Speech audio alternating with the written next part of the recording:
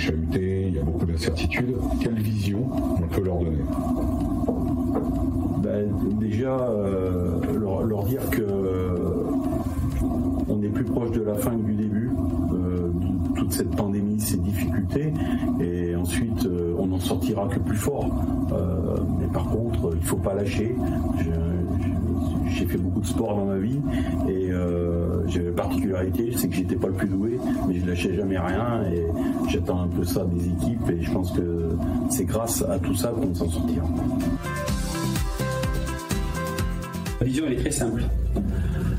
Nous avions décidé de tracer une route il y a maintenant de cela 3 ans, donc malgré toutes les difficultés et les éventualités qu'on a pu rencontrer, on a réussi à reprendre le cap qu'on s'était fixé, d'être au même niveau attendu, tant sur le niveau du chiffre d'affaires que de rentabilité, ce qui nous permet de voir l'avenir, je dirais, d'une certaine manière la plus sereine, même si, il ne faut pas se tromper, la conjoncture est très tendue.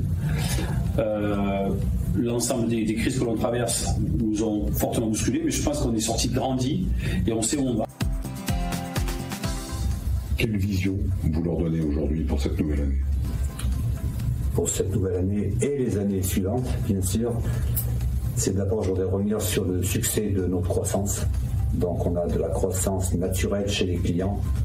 Par la qualité de service, on prend de plus en plus de parts de marché. Et quand on a un service de qualité, c'est plus facile à le valoriser quand on va chez les clients.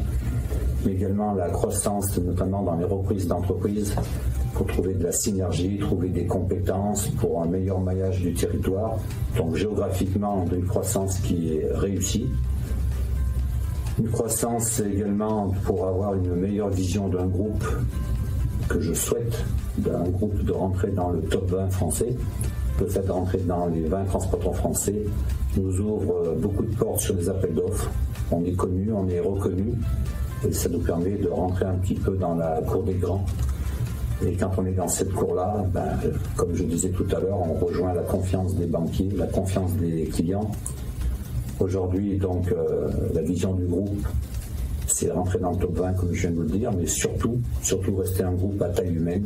On s'aperçoit que dans beaucoup de groupes en France, il y a plusieurs étages de direction. Pour ceux qui me connaissent, mon bureau est toujours ouvert.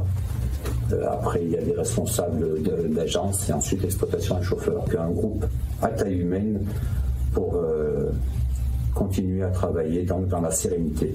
De la croissance nous permet d'avoir des économies d'échelle, nous permet de trouver des compétences. Et je compte bien repartir cette année pour essayer de retrouver 1 ou 2 agences dans lesquelles on aura des compétences et surtout d'avoir un meilleur maillage du territoire. On veut encore avoir un peu de la croissance et surtout donc sécuriser, pérenniser le groupe à l'avenir. On a inauguré les magnifiques bâtiments qu'on a ici.